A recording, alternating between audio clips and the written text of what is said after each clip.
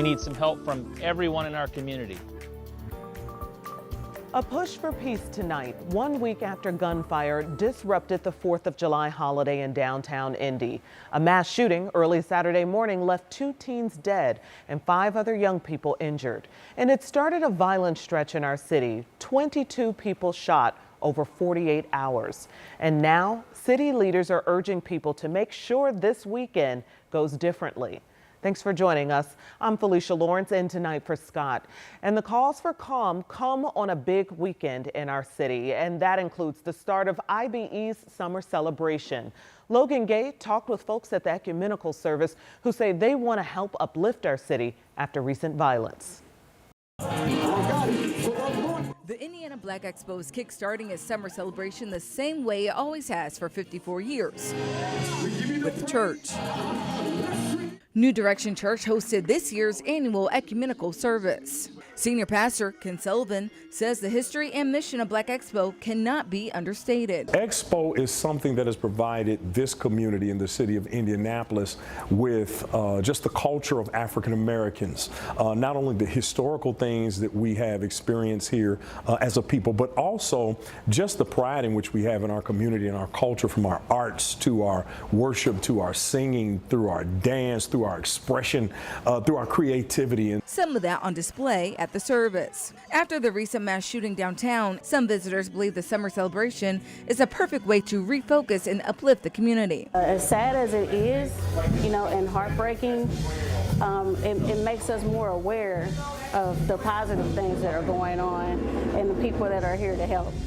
Friday, IMPD Chief Chris Bailey called for the community to come together and work towards a peaceful weekend. Local pastors agree that to solve the problem first, you have to understand the issue, and they believe some of that work starts here. It's not something that's just here in Indianapolis, it's all across the world, and I think that we need to come together and be a platform as far as Indianapolis in terms of working together with the clergy, with the community, as well as the leaders in the community, to come together, have some type of strategy that we can make Indianapolis better and safe and work together. Factors from school shootings to mass shootings to all these different things taking place. And so it's not just one community's issue, it's a national issue that we all collectively need to come together and address. But for some people here, they don't think the recent events take away from what the community is celebrating. And it's really important for them to see all the positive things, and especially him, our young black males, to see positive men that look like himself doing things in the community. In fact, some say it just makes the positive things shine brighter. Such a great event. I'm so excited for all the upcoming events. Absolutely. And speaking of activities, Logan, tell us about a few of them coming up. All right, so first on Monday, we'll have the business conference. Then they'll have the health fair on Thursday. And of course, that outdoor concert is on Friday. So there's so much to look forward to. I'm so excited. And we'll be at some of those events. So yes, it's going to be a great time. Yes, absolutely. All right, we got it all planned out. We will certainly be there. Thank you so much. And as we look ahead to this weekend, so are police. IMPD Chief Chris Bailey released a video message calling on parents to hold kids accountable. The department is also planning to step up patrols in hot spots, areas known to have kids causing trouble and staying out past curfew. If youth are engaged or kids are engaged or anyone's engaged in violent behavior, we will take action, law enforcement action, to deal with those situations. We have a code of conduct for all of our riders, and if we utilize that code of conduct correctly by contacting parents and, if necessary, allowing law enforcement to work their magic and do the eventuality. So that right there was Indigo's Director of Security and Enforcement. He says they are also doing their part to help with safety measures that could limit kids coming into downtown alone. Uniformed officers are also planning to occasionally hop on and off buses. And again, police say it's going to take everyone to bring peace to our city. It is warm. warm Friday night. Temperatures still in the 80s for a lot of central Indiana. Currently 81 in Indianapolis, Shelbyville, and Columbus. 80 degrees in Bloomington at this hour. Good news for outdoor plans tonight. It was dry. The storms were close. We do expect these to continue to weaken as they move off to the east and southeast, but our storm chances increase tomorrow afternoon and evening, and we are under the threat of severe weather. Level 1 for most of us, level 2 for the northeastern part of the state. Timeline shows those storms dying out to our west. However, we do get afternoon and evening storms. I'm going to continue the timeline in a few minutes.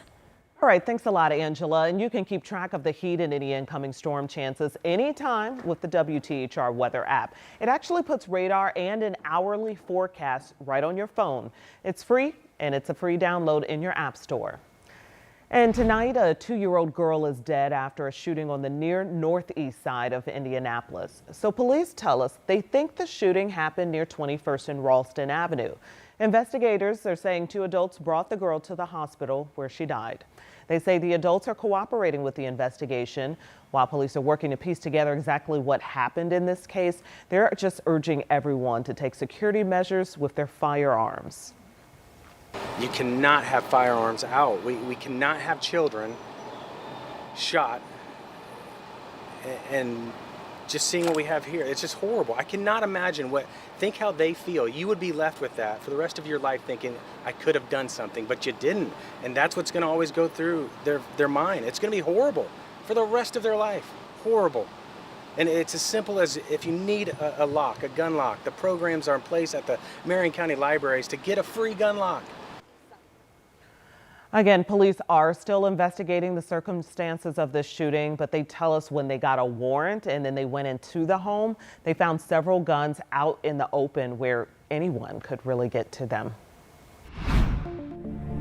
Here's a quick look at other stories making headlines right now. Tonight, 1 man is dead after an early morning shooting on the near east side of Indianapolis. Officers got the call around 2:15 to Brookside Parkway near Mass Ave and Rural Street.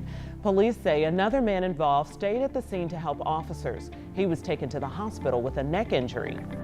Now, a family is taking legal action against Northwestern School Corporation in Howard County. Parents claim their son was sexually assaulted by another child at school multiple times back in 2023. We reached out to the superintendent. She says district leaders do not comment on pending litigation. IU Health is expanding in Tippecanoe County. The healthcare network is building a new hospital in West Lafayette. Construction is expected to start next year. And a state-of-the-art cancer center is coming to IU Health Arnett Hospital in Lafayette. Both facilities are set to open in 2028. And a warning tonight for drivers about upcoming construction. It's all tied to Indigo's Blue Line project. Starting Monday, Washington Street will be closed from Kane Street to White River Parkway for about a month. The Blue Line will connect Cumberland to Indianapolis International Airport. And right now, leaders at a domestic violence shelter in central Indiana are putting out a desperate call for resources. Sheltering Wings is in Danville. We're told they're seeing a rise in need and dwindling donations. They say they need things like paper towels, diapers, and cleaning supplies. We've got a full list of shelter needs and how you can pitch in right now at WTHR.com and on our 13 News app.